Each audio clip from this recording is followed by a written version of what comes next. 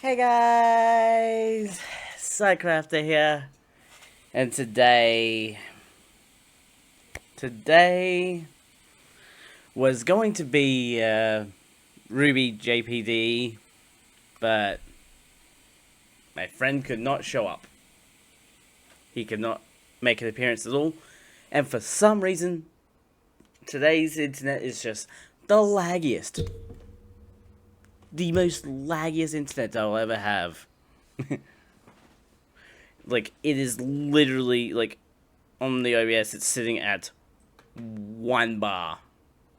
So this stream could just suddenly crash for no reason.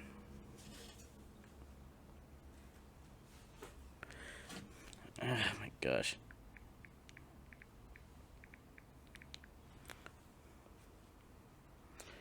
Just looking something up on my phone. As of when this episode goes up,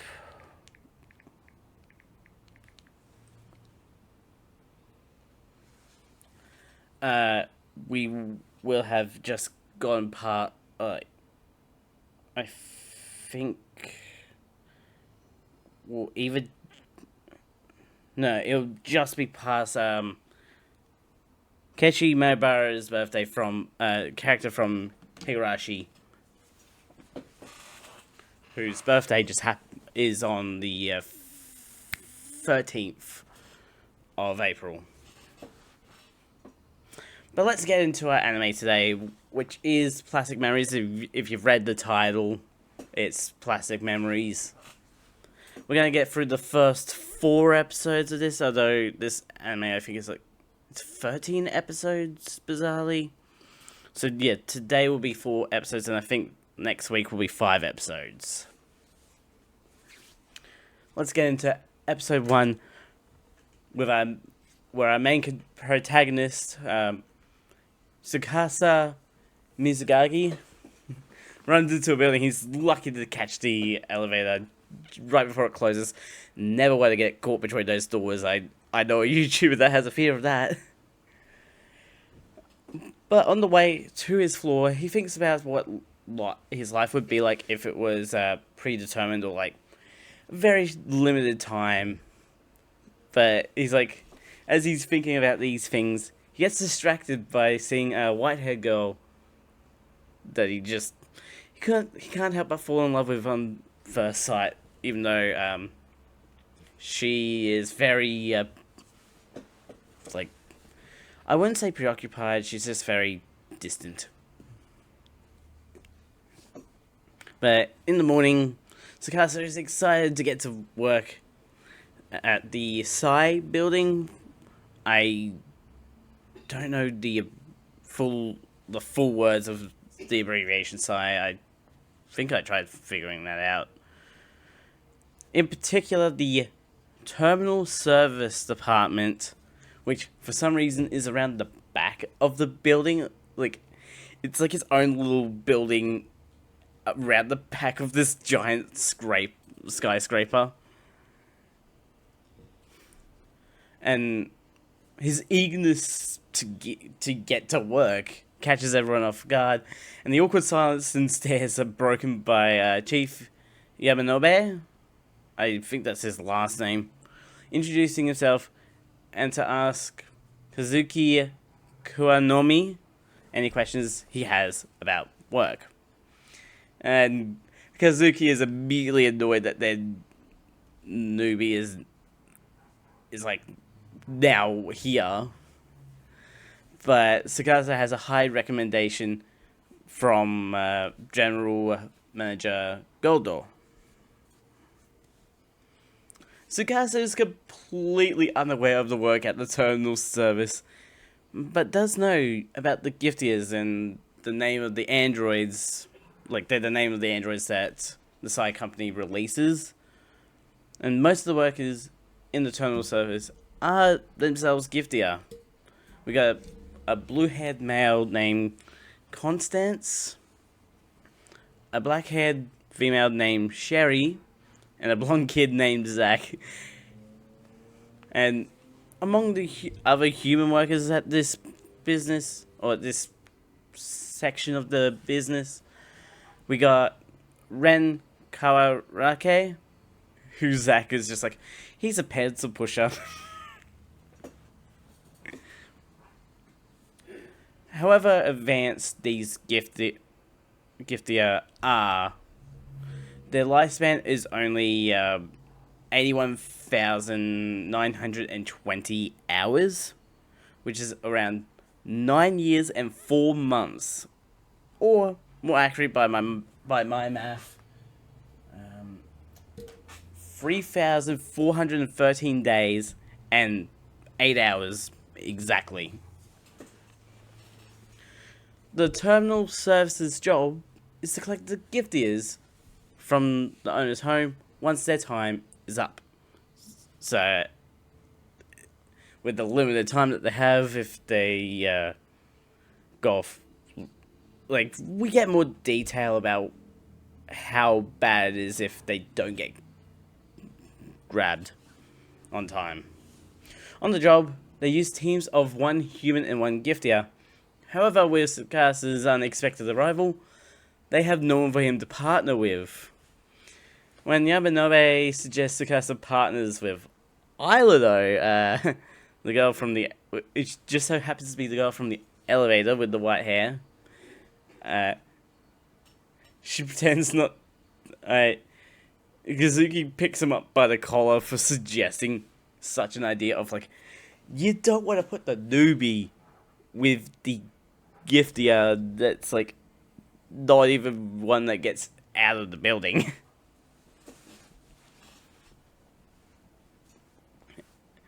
And Sukasa's like, why is she so protective of this giftia? What this... Yeah, this giftia. And getting the chance to ask what Isla was looking at from the elevator, she pretends not to hear the question so she doesn't have to answer. It's like, Isla is one tough giftia to work with. And Zack catches Tsukasa, still holding Isla's hand, and calls out to Michiru Kinoshima. She's like, orange-haired girl, really long orange hair, to come look at how smooth Tsukasa is. It's like, the awkwardness of it. Zack and Michiru are taking Tsukasa and Isla out for their first assignment together, with Zack driving and spilling Michiru's secrets, because Zack does that a lot in this show. Asking Isla about why the teams are 1 giftia, 1 human, she explains how their roles are marksman and spotter, with Zack adding that he's the spotter. Wondering if there's a manual, Isla hands Tsukasa her personal diary of all things. Like, imagines how this is not a happy job and how it involves ripping apart memories. Yeah, and we're gonna learn that through the process of this show. The retrieval target for today, today is Edward, from owners Hajime and Mari Iwai, with the time limit being 6 p.m. Zack takes Zack takes the front on retrieving Edward, having known the owners personally, like probably even like the person that signed over the giftia, or like met up with them in the recent week or something like that. Edward comes out with no complaints, but Hajime and Iwai are sad to essentially be losing their kid. For a retrieval to be allowed to go through, owners have to sign an agreement form and be present during the retrieval due to privacy reasons, because essentially giftias are sentient AI that record information, and they could have a lot of personal information in them. The retrieval looks a lot like a fancy tech for pushing a button to terminate a program. It's like, all this stuff floating in the air. It's just like, beep.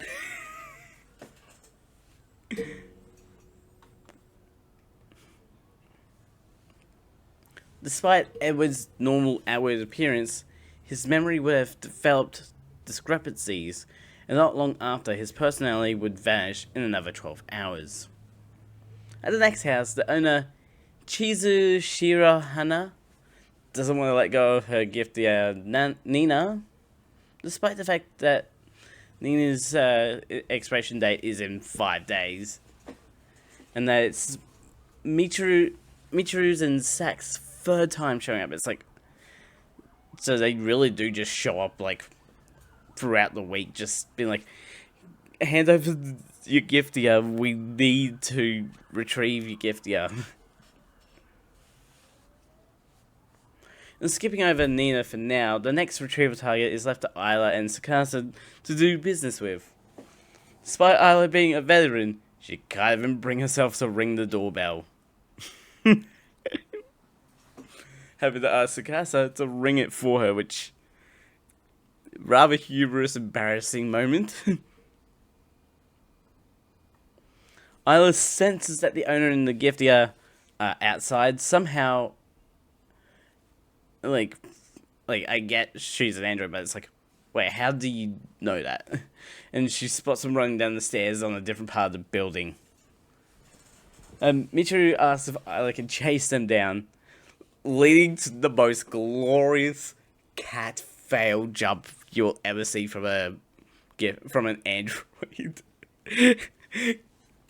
Because what ends up happening is Isla does like the full on like jump and just goes just falls.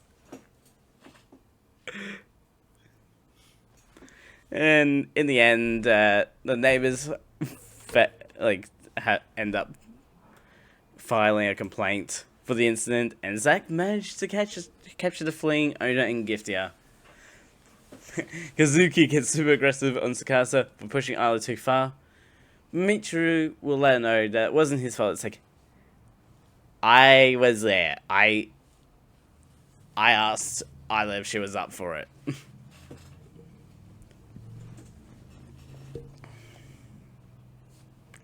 Michiru tosses down. So, like, the next day, Michiru's like, here's some folders. Pick a job.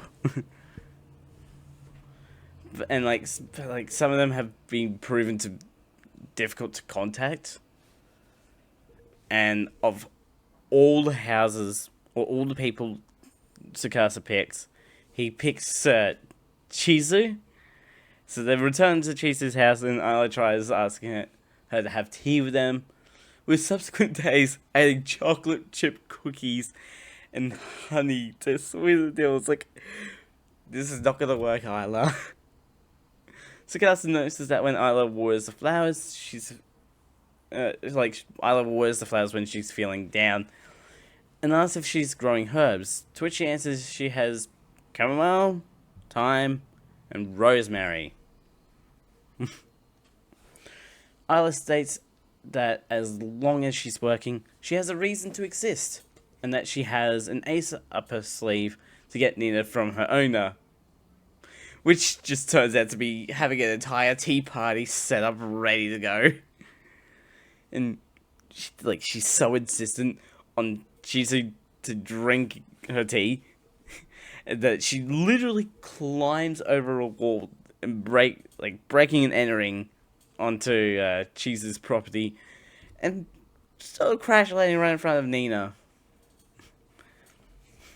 And yet, somehow, despite this highly illegal action, Nina manages to convince Chizu to let Isla have a shower, and Tsukasa gets a chance to talk to Chizu about a deal that will allow her to keep Nina's body, but not her personality. Chizu is quick to tell him off for treating Nina like a disposable item, when she's the only family she has. Meanwhile, in the bathroom, Nina reveals she knew that Isla was there to retrieve her from her grandma, leaving Isla to ask if she's scared of losing her personality and memories, because Isla is. Nina understands that if she stays with Grandma, she'll break, even though she wants to stay with her owner. Chizu overhears this conversation between the two, and how Nina knows she has to leave. Deciding to sign the agreement form and wants Isla to make tea for 4. During their goodbye, Nina gives Chizu advice about drying her hair after the shower, and her regular medication is the second kitchen drawer from the bottom, as well as make friends with your neighbor, like Miss Suzuki. Chizu says she'll be fine, and the retrieval process goes without any troubles, with Isla whispering something in Nina's ear. The episode ends with Isla desperately leaving the bathroom after drinking too much tea. It's like, why did you give Giftius the ability to drink too much tea and need to go to the bathroom?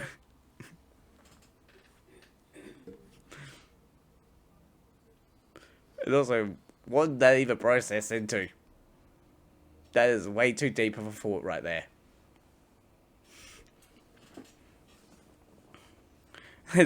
Let's get away from that thought and get into episode 2, where we learn that the Psy Company's worldwide business has 29 terminal service offices around the world. Tsukasa just so happens to work at Worksite 1, which is right next to the head office in the Far East region. Yamanobe accidentally falls back into old habits by asking Isla for a tea, even though she's now Tsukasa's marksman. Michiru is scared by the arrival of Tsukasa Hanada, another spotter for Worksite 1, and a veteran that has worked there for nearly a decade. Kazuki is annoyed at Yasutaka for going to see his lady and saying it's a business trip. It's like, oh, he's been the cool guy, huh? Tsukasa already knows everything about Tsukasa's first day at work, how he's teamed with Isla and his connections to the GM, but he's curious about Tsukasa's relation to the boss. And interestingly enough, it turns out that Tsukasa failed his entrance exam for the business due to appendicitis. Oh, that would suck. And his father got him the job opportunity because, like, his father knows Gordo. And Sherry approaches him with a massive stack of files. It's just like from the past few days that he wasn't at work. Tsukasa tries to excuse himself to lunch, making Sherry angry, and she just, like, grabs him by the back of the collar. It's just like, we're going to go to work. At a mechanic's workshop, Isla approaches the mechanic Yutaka Yanagi in a scary way, messing up the approach and making him and Giftier Max run away. Tsukasa goes right into chase mode, with Isla following and ultimately, like, tripping behind him. It's like she's like smashes her face into a wall. Ultimately, they end up having to apologize to the workshop for causing a ruckus and getting chewed out by Michiru for failing to get the agreement form signed. Why did I almost butcher agreements so hard there?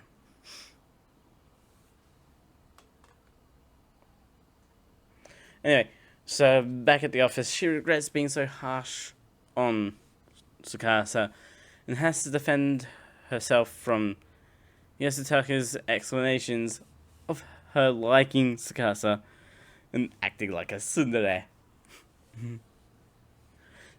Kazuki asks how Isla was out on the job, and Michiru says there was nothing unusual about her. Following up on her thoughts about Isla, Kazuki asks to speak to Tsukasa after work, inviting him to a restaurant to talk. Tsukasa wants to know more about Isla, But even Kazuki telling him more about her won't help him. It's like, especially when you've got a character that goes to a restaurant, they're definitely gonna get drunk. She feels bad for having Isla forced upon him, seeming to know that the majority of screw-ups are because of Isla. When Tsukasa says he wants to be closer to Isla, Kazuki takes his hand and crushes it, asking if he's a pedo. The side company wants to find a way to improve efficiency with the terminal services, but Kazuki has been unable to figure out how. Yasutaka turns up out of nowhere, just in time for Kazuki to pass out and for him to carry her home. It's like, yep, she drank too much. Tsukasa returns to the office and gets a notification that Isla is doing some training in the unit testing room. Heading to that exact room, he sees Isla swimming for data to measure her physical skills and meets Eru Miru, an expert Mikijiro Tetsuguro. And she's been coming in a lot more recently due to being Tsukasa's partner, which has put her body under more strain. After the training, she's not surprised to see Tsukasa there and offers him tea. She suddenly stops pouring the tea when Tsukasa wants the tea about her worries about work, explaining that her body hasn't been moving right and she's holding him back because she's not warmed up to interaction with the owners. Tsukasa states that he's a person that always follows the manual, but the manual for the terminal service work is absolutely the most vague thing ever, and offers to negotiate on Isla's behalf and write up his own manual to follow. Like, talk about getting into your work like that. The next day, Mitsuru approaches Isla to ask what she thinks about Tsukasa, saying she can complain about him since he's a newbie, but Isla tells her not to worry and that she's the one dragging him down. Mitsuru goes through all the emotions at the realization that Tsukasa has been giving her false responses. She goes from angry to sad to furious, and like shock. She finds Tsukasa talking with Constance, who's quick to reveal that Tsukasa is curious about how to go about negotiations with owners. Ooh. Mitsuru and Zack talk with Tsukasa about how it's important to understand the feelings of the owner and the giftier, not just about retrieving the giftier. Before she leaves for a job, Mitsuru apologizes to Tsukasa for getting angry at him, while Yabanobe and Ren are just like, they're just up the top of the staircase that they're sitting at, just watching the entire thing. Tsukasa has finally finished work on his personal manual, much to Yasutaka's surprise, but Isla has been working a lot harder on her training. Tsukasa brings up Isla's physical data, and if Tsukasa saw it, show a consistent decline, saying that it's useless for Isla to be training. But returning to the mechanics workshop, Tsukasa manages to successfully negotiate with owner Yutaka about Max's retrieval date, learning about what Max does for work, and eventually terminating Max's program. Kazuki is happy about Tsukasa's report about how the job went, but Yasutaka is quick to remind her that Isla's lifespan expires in 2,000 hours, or 83 days and 8 hours. Like, that is a really, it's like less than 3 months left. Moving into episode number 3, though. After one very awkward night, Tsukasa asks if Isla wants anything to eat, but her only response is to ask if he wants more tea. And the awkwardness that is being made here is created by a rule of having marksman and spotter partners live together. Michiru seems to be jealous of Tsukasa having to live with Ayla, thinking he has a sleazy look on his face. Ayla quickly goes to sit in the chair despite Tsukasa's presence, seemingly having a lot on her mind, and also just like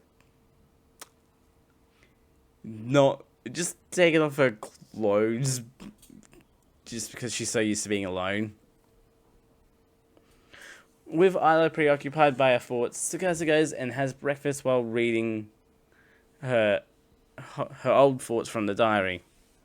Michiru catches him off guard and realizes it's Ayla's diary that he's reading, losing it on him before he can explain that she gave it to him. She genuinely just handed it to him at the start of the show, basically.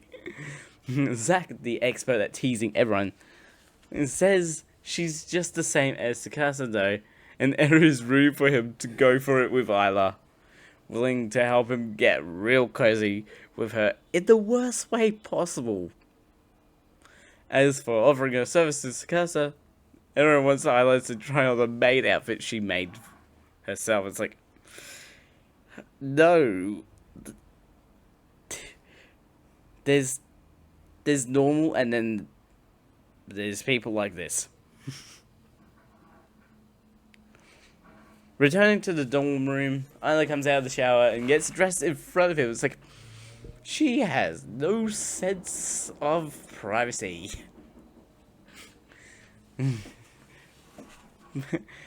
Getting to the office, he confides in Ren about what's going on in Ayla's dorm room, but his advice is to bulk up and show himself as dependable, which is going to be the start of Tsukasa trying to impress Ayla. So back at the dorm, when getting Ayla's attention doesn't work, Tsukasa decides to take his shirt off and starts doing pull-ups and bicep curls. One of the weights fly out of his hands and smashes into the wall. It's like, woo! And causing Michiru to just rush over. She's like over there and checking out the situation. It's like, what's going on? The next day, Yamanobe tosses in his own advice, telling Tsukasa not to do the macho athletic tactics, but instead of hearing his strategy, the focus is on Sak and Ren whispering about how gross he seems to be to his daughter. That night, the advice is revealed to be good at cooking, which is actually not the worst advice. But Tsukasa has never cooked, and almost burns down the entire dorm if not for the anti-fire system in place. And same things. Michiru's like, what's going on? And seeing something worse than the previous time.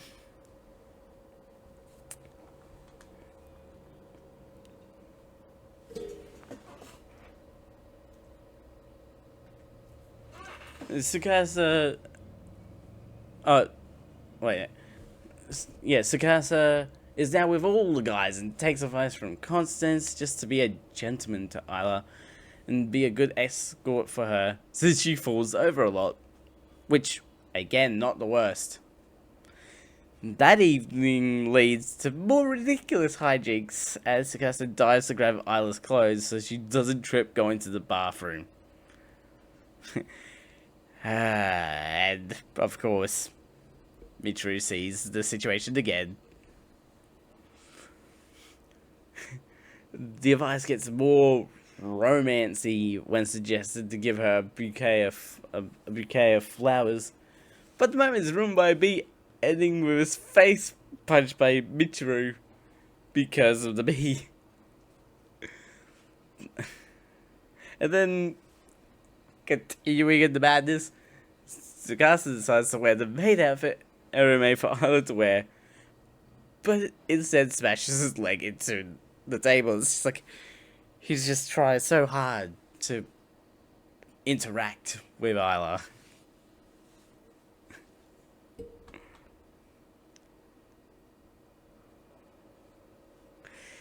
So it's now time for Tsukasa to step in with his own advice for Tsukasa. And Yasutaka is basically just like, his advice is basically physical assault.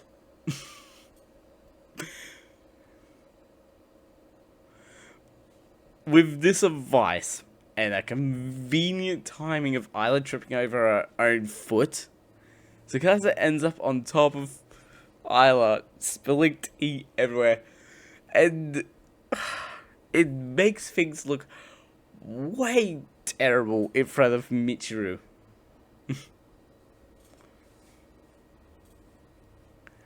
And Kazuki finally just talks to Tsukasa, learning from her that Isla must want to remain a machine, and asks Tsukasa to get Isla at her dorm on the day off of work. It's like, get Isla out of the house.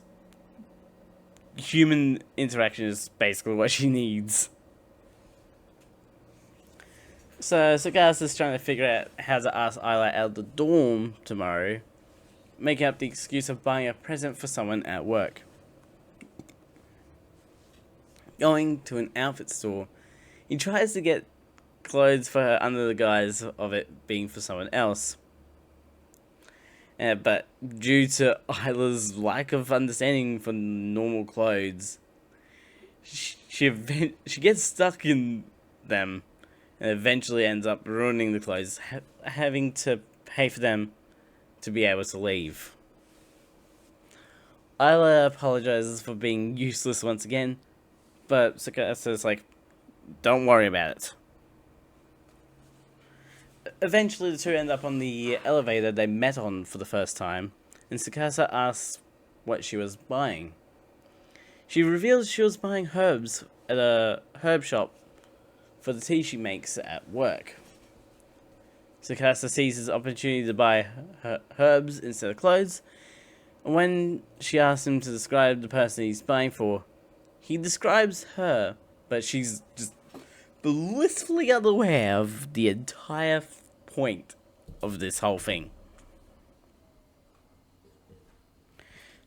Heading towards the end of the day, the two check out the amusement park, but they don't even get inside though. And I was like wondering why they're there when the present is already bought. Tsukasa finally has to give up the secret person, telling the person the present is for is her. Isla sees their partnership as purely business, but Tsukasa just wants to do what they did today, making memories even on days off. At the mention of memories, Isla closes herself from Tsukasa and leaves him standing here. She just runs away. Or walks away. She doesn't really... yeah. Having brought a keyring at the amusement park, Tsukasa forces it into Isla's hands, saying she can toss it later if she doesn't want it. Isla apologizes for leaving Tsukasa at the park, and he apologizes for forcing her to come along, asking her if she wants to make some tea. It's like, all that effort to get just like a little bit of interaction.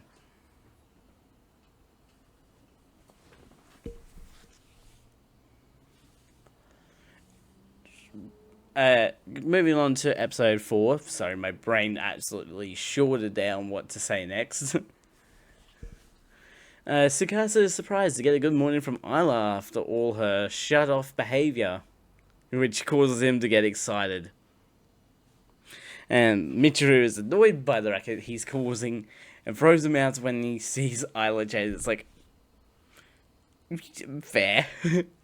At the office, she tells Tsukasa off for being excited about, as she assumed, Isla changing clothes.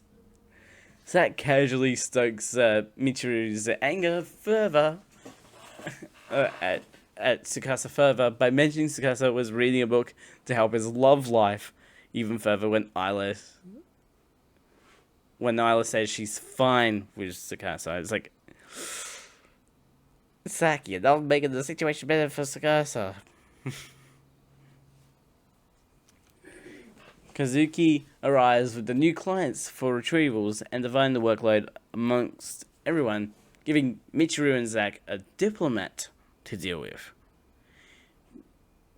Michiru mentions how the case Tsukasa and Ayla have been given is a better fit for her, but Tsukasa needs the experience.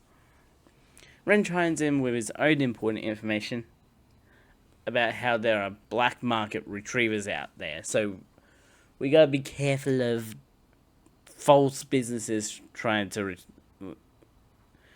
retrieve the gifties as well. Out on the job, Ayla has to explain the concept of android children, who are children raised by Giftia after the passing of their parents. Ringing the doorbell, Marcia answers the door with such enthusiasm that it surprises Tsukasa, and Ayla gets, like, they're just so surprised, and Marcia's just like, hug and just face full of chest. Tsukasa notes how close she and Sota are, and Marcia is worried if he'll be able to live on his own. When the topic is on Sota's parents, Marcia is saddened by their deaths, but still talks positively about them and their shopping trips. However, Sota says not to believe Marcia, that she's lying about all the history, she says. At the mention of the agreement form, Sota wants to sign the form immediately and get rid of Marcia. The root of Sota's anger is from Marcia's unintended lie of how she won't leave him, and a signature can't be accepted from him in the States. Like, he can't be too angry to sign this agreement form. Back at the office, Michiru offers her advice, and it's to get Sota to believe he was loved to help his identity crisis. Meanwhile, Yamanobe is currently in hot water for not cutting his costs in his workplace, being advised to turn in a specific roadmap before the next meeting. Tsukasa and Ayla brush up on Sota's life in order to take on what is definitely going to be a difficult task. But there might be some convenience with Sota's birthday being tomorrow. It's like, well, convenient. We got that right there. Sota seems to think his parents are a lie, not remembering his 5th birthday. Upon the discovery of the strawberry tart recipe, Tsukasa asks if he and Ayla can join the party tomorrow and bake the tart as a big group. There might be just one setback, or multiple setbacks really, but the big one is Ayla isn't great at showing emotions, but we also have the lack of cooking skills that's going to be on display. That night, Ayla thinks back to when Kazuki used to be her partner, and the day she stopped being Ayla's partner. Right before the party, Ayla asks Tsukasa if doing this is for Sota's good, only to back off from the question. Michiru has also showed up for the party, approaching Sota to talk about how she was raised by a Giftia too. Ayla and Tsukasa get to work on the tart recipe, while Marcia works on the secret ingredients and other food for the party. Michiru and Zack turn up to the situation to help out with the party preparation, which is good because Marcia says Tsukasa is basically useless in the kitchen. With Michiru handing the bulk of the tart base, she tells Tsukasa to sift the flour, and Isla and Zack to de-stem the strawberries and put up the decorations. As Tsukasa fails at the simple task of sifting flour, Michiru catches herself feeling self-conscious, jumping back with Tsukasa after showing him how to sift the flour. She's like, "Oh, but why am I holding his hands?" Saying he put his hands on her. It's like, no, you put your hands on him. Anyway, with the tart in the oven, Tsukasa asks Michiru how she understands Sota's behavior, and it's because of the garden she called her father was retrieved 3 years ago. Michiru's case was the opposite to Sota's, with her being overly attached to a giftia, which results in him becoming a wanderer, which is a giftia that has no personality or memories, that have the potential to assault humans. Don't want to mess with, you don't want a wanderer on your hands, basically. Isla and Zack have their own conversation, and Zack is surprised by Michiru volunteering to help Tsukasa because she has sonority for the first time, and Isla worries about how to smile. She's like trying to do like the whole like using the fingers. Ultimately, the party comes together with everyone's help, and Marcia finishes off the tart just in time for Sota to get. I forget. I think it's Sota is how it's pronounced. And anyway, Sota gets home in time for the party to be going on. Sota's annoyed they went to all this effort for what he sees as a fake celebration until he sees that strawberry tart. While crying, he says that the tart doesn't taste as good as the one his mum makes and apologizes to Marcia for calling her a liar. And basically, we've fixed the situation. However, the day before retrieval, Sota is visited by a shady black market retriever there to retrieve Marcia, pressuring Sota into handing her over. And that's where we're going to end this podcast episode at. Oh boy, we're leaving it at a high, at a tension builder. Anyway, this is only the first part of the stream, but for YouTube, links will be in the description to both the channels and the Twitch for you guys to go check out. Don't forget to subscribe and the notification bell so you know next video comes out. A ding. I'm Sidecrafter out.